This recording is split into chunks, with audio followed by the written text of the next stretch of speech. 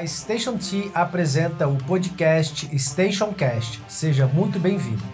Eu sou Rodrigo França e estarei com você nessa jornada a cada semana, trazendo conteúdos da agenda ESG, inovação e tecnologia, economia criativa e startups, preservação do patrimônio e Smart Cities, por meio de entrevistas com os melhores e mais renomados profissionais de cada área, em um bate-papo super empolgante, informativo e descontraído, sobre essas tendências e conceitos que estão transformando o nosso mundo.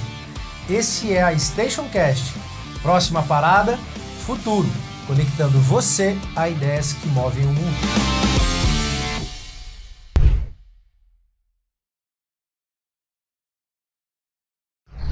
Que nós podemos fazer a mudança e sermos a mudança como cidadão na cidade, podemos, né? Temos ferramentas para isso, temos pessoas e a visão stakeholder. Se o prefeito for bem, se a cidade for bem, se as indústrias forem bem, todo mundo vai bem. Se for mal, todo mundo vai mal. Então, eu falo que no campeonato estadual, cada um torce para um time. Mas na Copa do Mundo, todos esses jogadores estão vestindo a camisa da sua seleção e todo mundo está torcendo e não vai torcer para um jogador específico, vai torcer para a seleção. Então, numa época tão polarizada, ela tem um momento para ser polarizada. Mas é o que eu sempre falo, eu não sou político, eu sou técnico. E numa cidade pequena, Luciane, às vezes, muito tradicional, como ele sabe, se você tem um ator político que te apoia pela causa, precisa haver um exercício e uma sensibilidade do outro prefeito que aquele projeto não é um projeto político, mas ele é um projeto da cidade.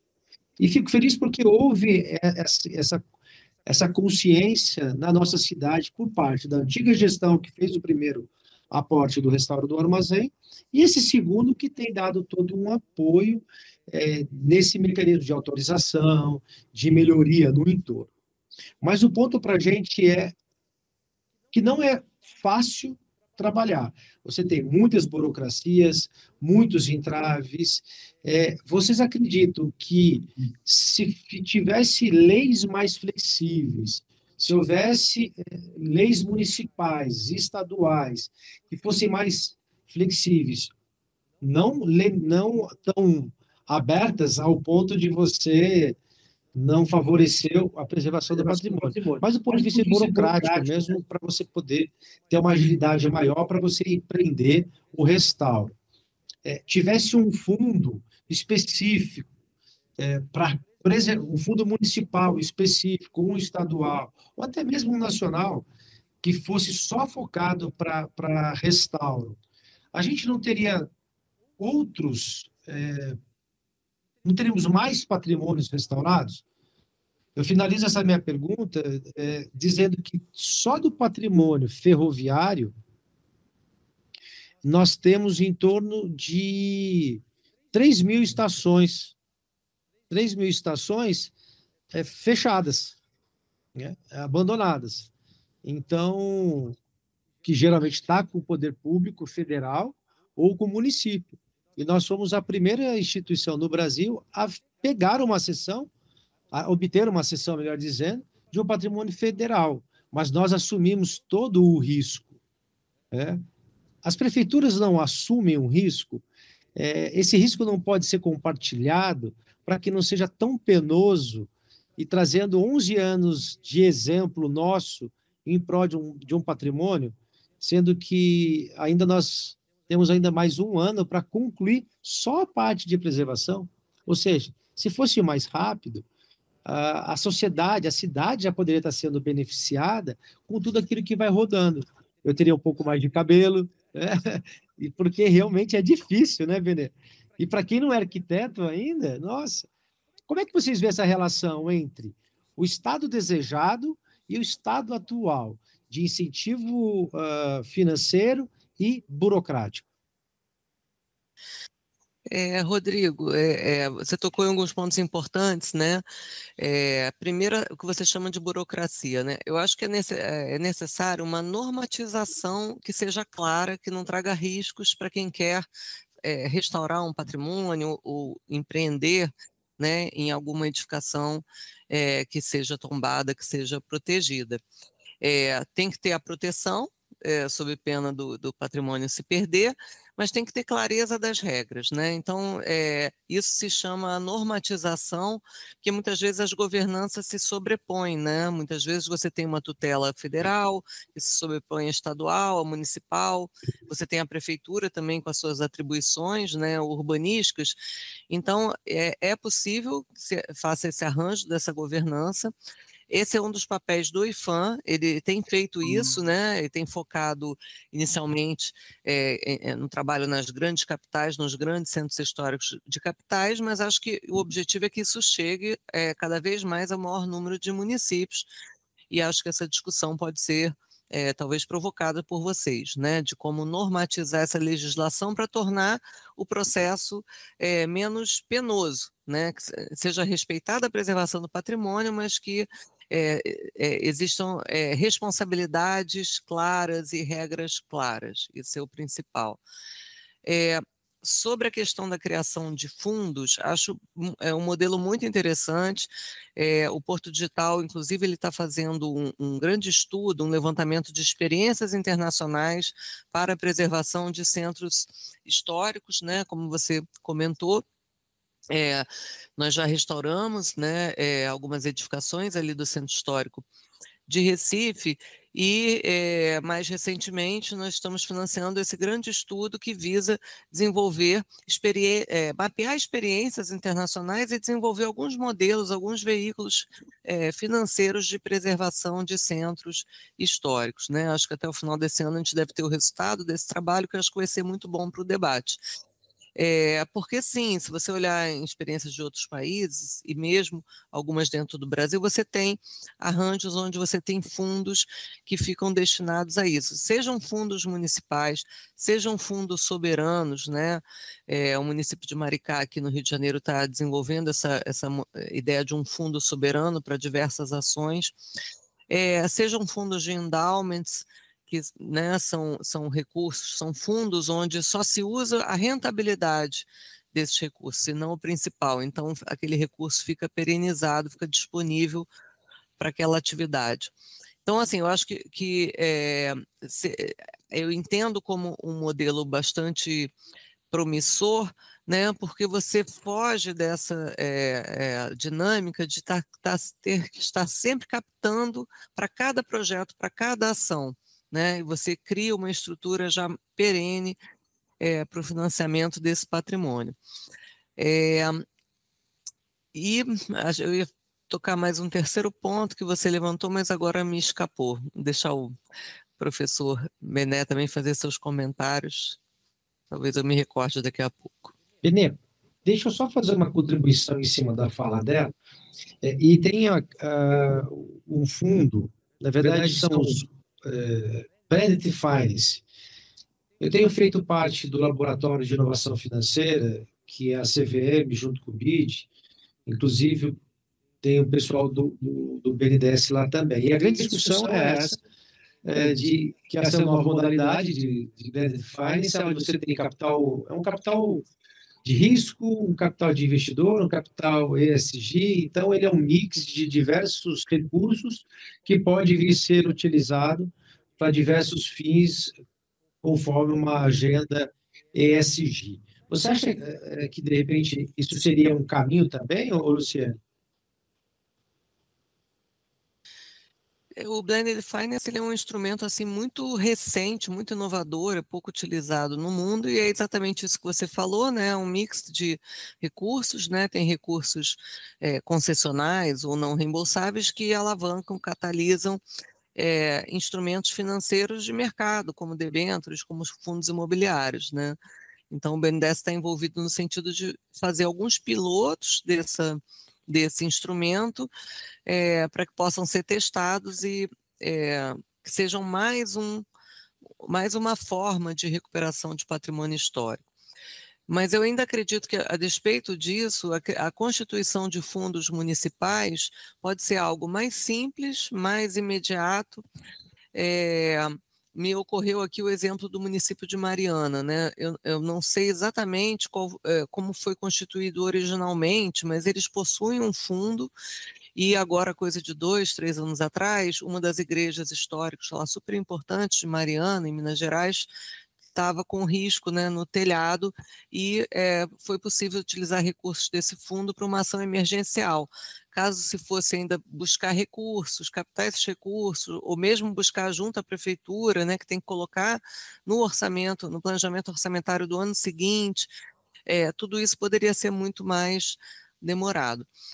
Salvo engano, esse fundo de Mariana, agora eu lembrei, provavelmente foi constituído durante o programa chamado Monumenta, que foi um programa que existiu há coisa de 20 anos atrás. Depois ele foi sucedido pelo Pacto das Cidades Históricas, e esse programa ele trazia como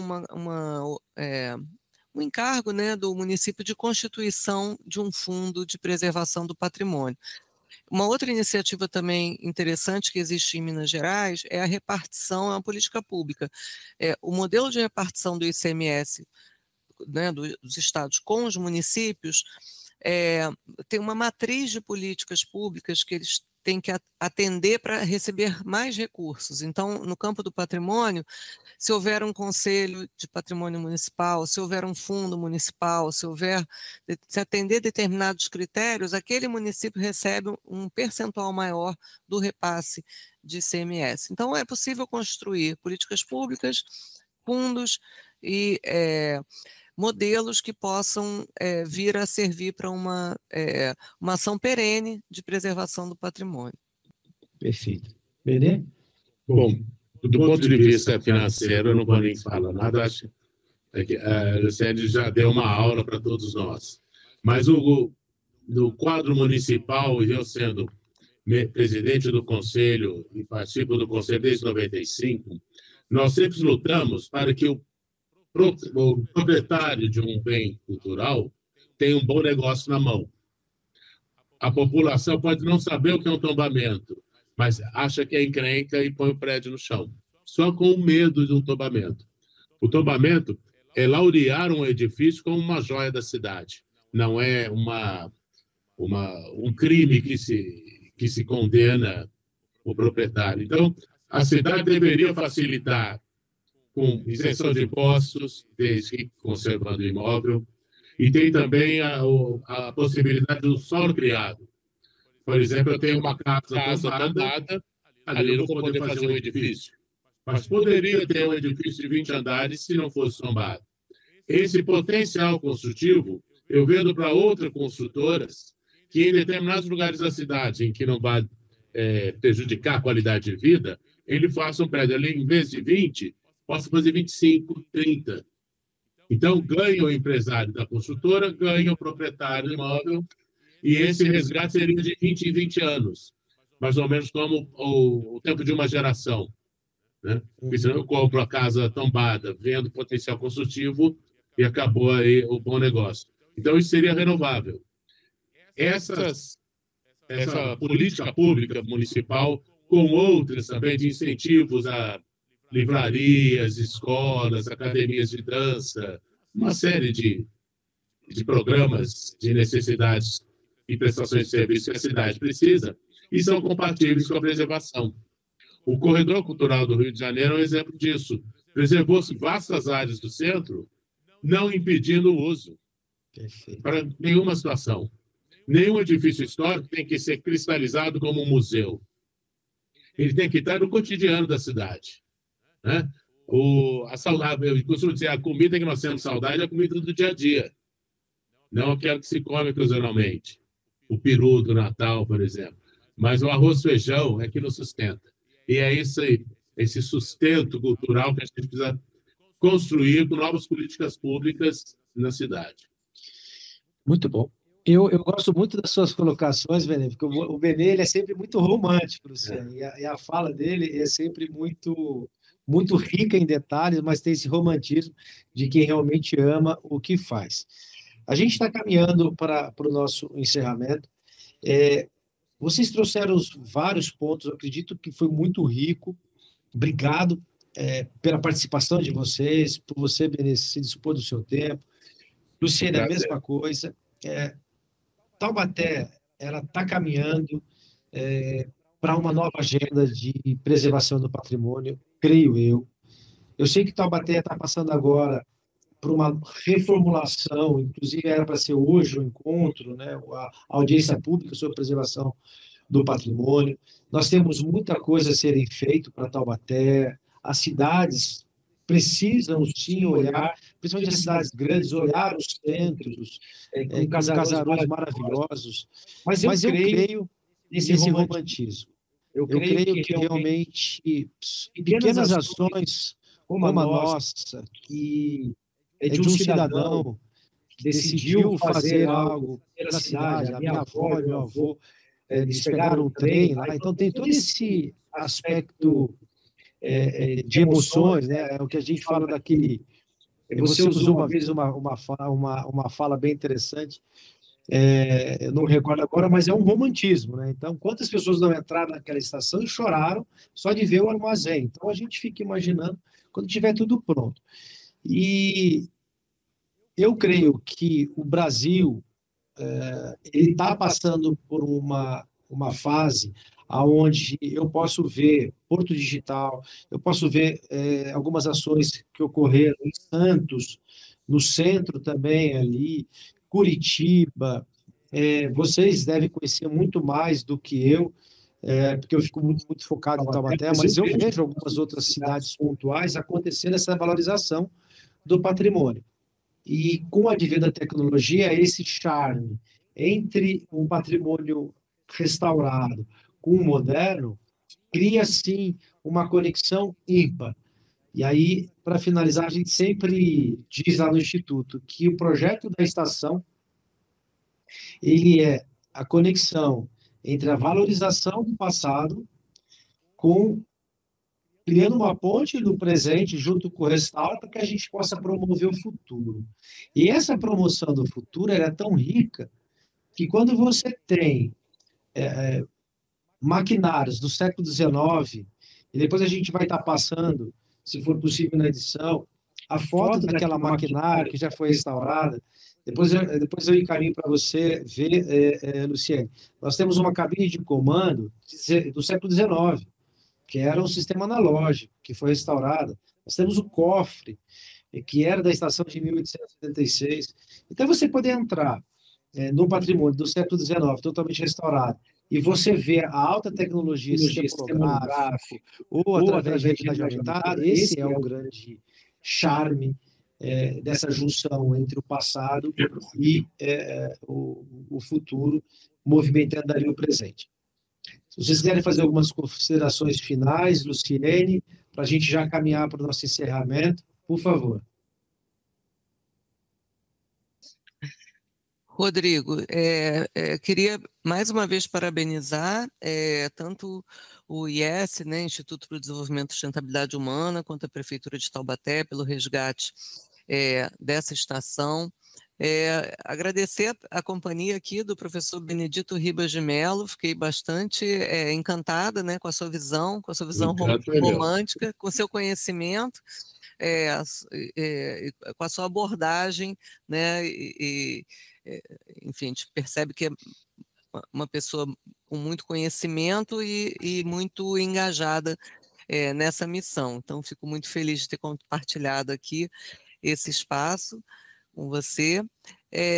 Não posso deixar de agradecer também, você mencionou aqui, minha equipe, Fabrício Brulo, Carolina Junqueira Homem de Mello, além de toda a equipe, né, jurídica que participou dessa iniciativa, como a Maria Júlia Pinho e outros, que tornaram essa operação, né, esse apoio financeiro possível.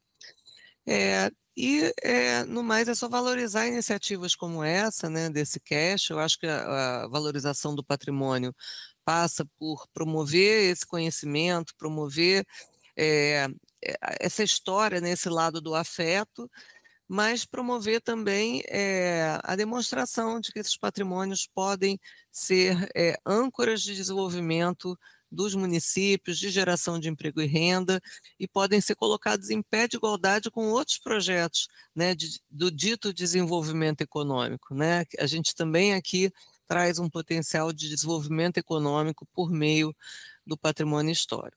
Então, Rodrigo, mais uma vez, parabéns, obrigada pelo convite, pela participação. Obrigado a você, Luciano. Bom, eu agradeço também o convite, o prazer dessa conversa, que não vi nem o tempo passar, e lembrar também que iniciativas como essa favorecem o esclarecimento da população e a gente ajuda a difundir essa ideia de preservação, patrimônio, conservação e desenvolvimento e um futuro melhor para todos. Obrigado mais uma vez. Foi um prazer, Luciane, também. Obrigado, Benê, obrigado, Luciene. E obrigado a você que nos assistiu no StationCast. Se você curtiu, compartilhe, assista, dê o seu like, que é de praxe, a gente tem que pedir isso para a gente começar a realmente divulgar esse trabalho. O objetivo nosso não é monetizar, mas sim educar. O podcast ele tem o propósito de ser um fast learning, uma plataforma de fácil aprendizado para que você possa, através de experiências com profissionais dos mais variados temas dentro de inovação, preservação do patrimônio, ESG, Smart Cities, economia criativa e startups, você possa, quem sabe aí, realmente aumentar seu repertório de ideias, de vocabulários, de ideias, projetos e, ao mesmo tempo, sofrer o grande mindset que a disrupção tecnológica imprime para todos nós.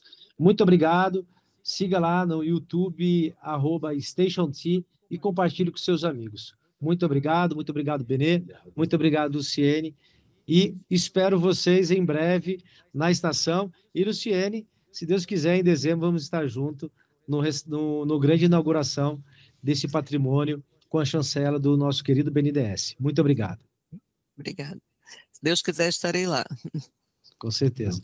Obrigado. E com isso chegamos ao fim de mais um episódio da StationCast. Se você gostou, curta e compartilhe nas redes sociais para que outras pessoas também possam juntar a nossa comunidade. Não se esqueça de nos seguir nas redes sociais para ficar por dentro de tudo que acontece nos próximos episódios e de nos enviar as suas perguntas e comentários. É isso aí, pessoal. Agradecemos por nos acompanhar até aqui. Siga lá no canal do YouTube StationT. Um forte abraço.